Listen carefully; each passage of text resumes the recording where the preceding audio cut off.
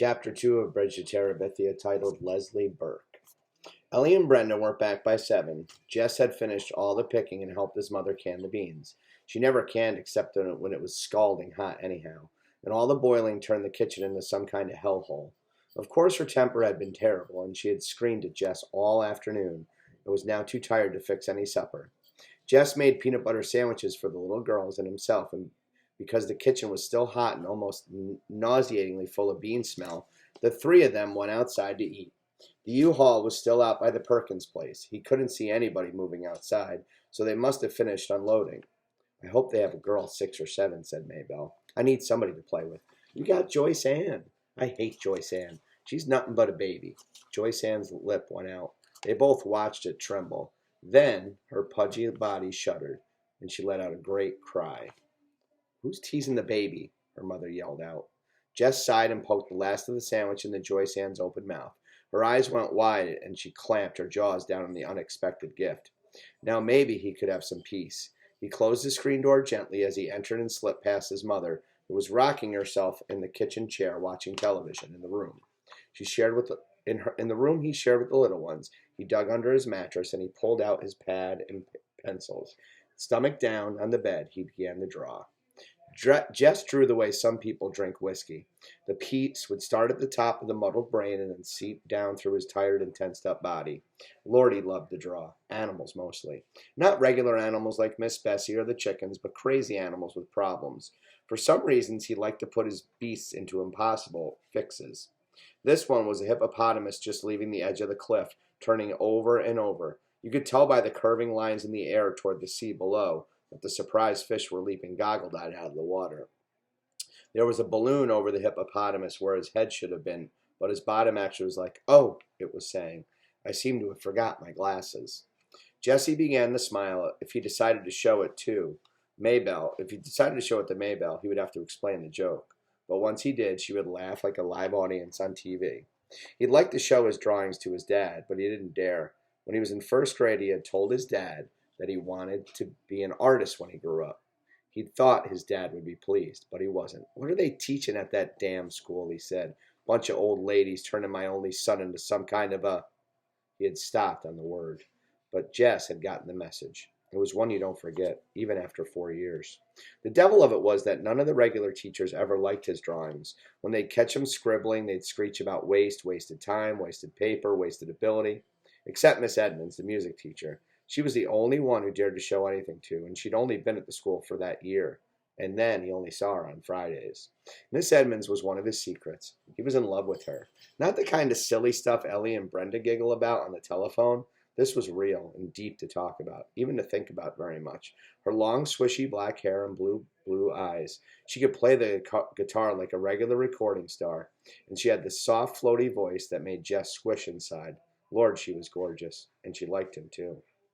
One day last winter, he had given her one of the pictures, just shoved it into her hand after class and run.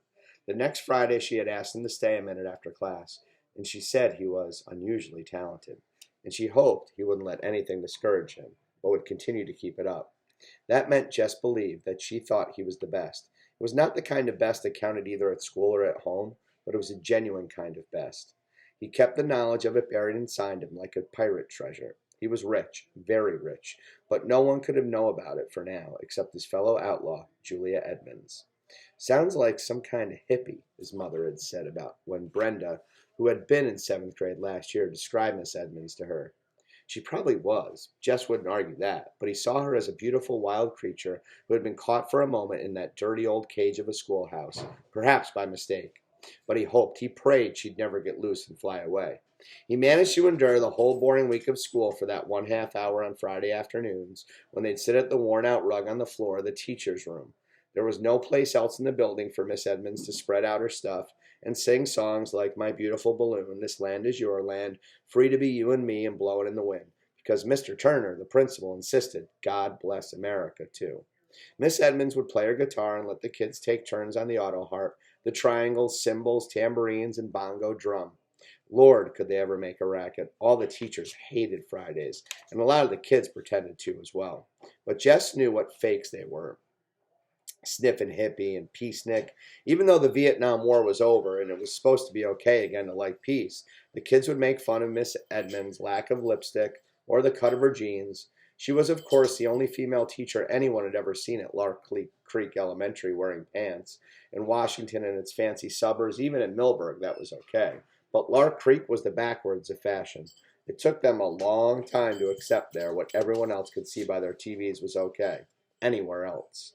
So the students of Lark Creek Elementary sat at their desks all Friday, their hearts thumping with anticipation as they listened to the joyful pandemonium pouring out from the teacher's room.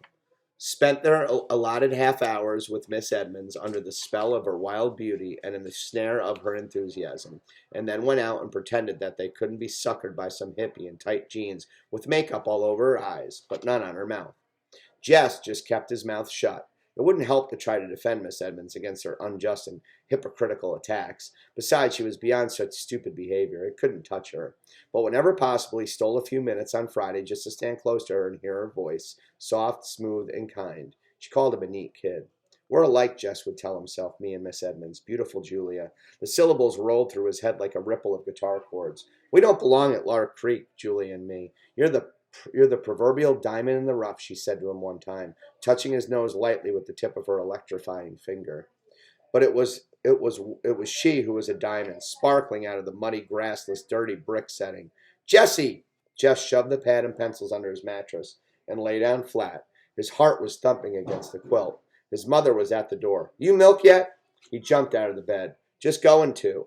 He dodged around her and out, grabbing the pail from beside the sink and the stool from beside the door, before she could ask him what he'd been up to. Lights were winking out from all 3 floors of the old Perkins place. It was nearly dark now. Miss Bessie's bag was tight, and she was fidgeting with discomfort. She should have been milked hours ago. He eased himself onto the stool and began to tug. The warm milk pinged into the pail, down in the road, and the occasional truck passed by with its dimmers on. His dad would be home soon, and so would the cagey girls who managed somehow to have all the fun and leave him and the mother with all the work. He wondered what they bought with all their money. Lord, what he wouldn't give for a new pad of real art paper and set those marking pens, color pouring out on the page as fast as you could think it. Not like stubby school crayons you have to press down on until somebody bitched about your breaking them. A car was turning in. It was the Timoses. The girls had beat Dad home. Jess could hear the happy calls as the car door slammed. Mama would fix them supper, and when he went in with the milk, he'd find them all laughing and chatting. Mama'd even forget she was tired and mad. He was the only one who had to take all that stuff.